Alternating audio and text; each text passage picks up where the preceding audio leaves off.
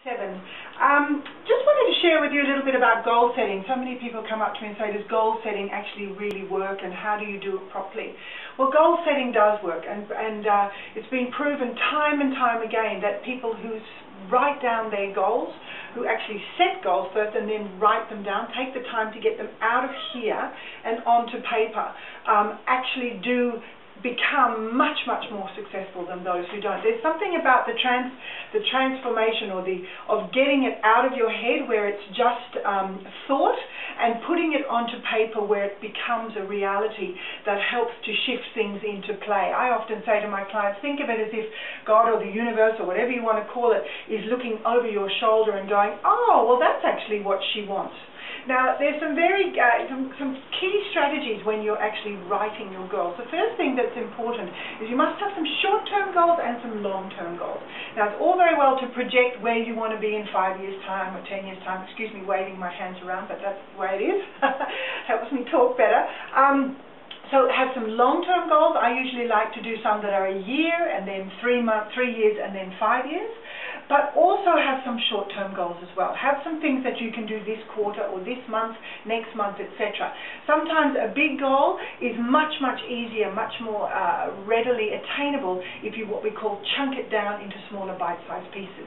Now, when you're writing your goals, make sure that you write them in the present tense. Write them as if they have already happened. So I often start with, one of the wonderful ones that I get a lot of my clients to do is to start with, if we're looking at a year goal and where do you want to be at the end of the year, you start with, it is now December the 31st, I've had the most amazing year, let me tell you about it, ...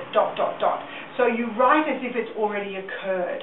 You need to write with as much emotion and feeling and sentiment as possible. So use adjectives, pretend that you've actually, you know, these things have actually happened. If you're buying a new car or you want a new car, I suggest you actually go and test drive the car. Get to feel how it feels behind the wheel, you know, with the wind in your hair and the top down if you're wanting a convertible. The more emotion and feeling that you can put into your goal setting, and when you're writing your goals, the better.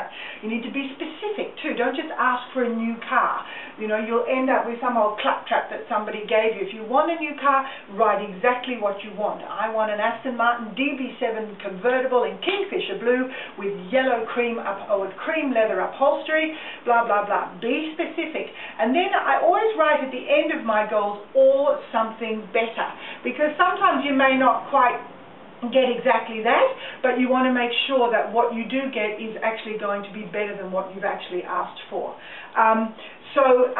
What else can I tell you about it? Yes, write in the first tense. Make sure you have short-term goals, long-term goals. I tend to cover what I call the 5 F's of life, the 5 fingers. That's your finances, your family, your friendships, your fun.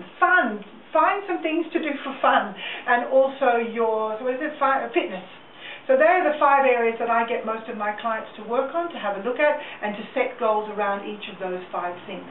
Short-term goals, long-term goals, where you want to be in 5 years' time is usually a great way to do it.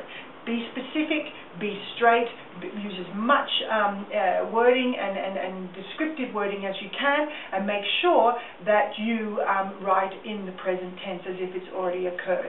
So any more tips about that, by all means, log on to my website, come along to the Money Mastery for Women workshop. We explore this in much more detail, and we certainly do nut out some of the goals and desires that you have forthcoming.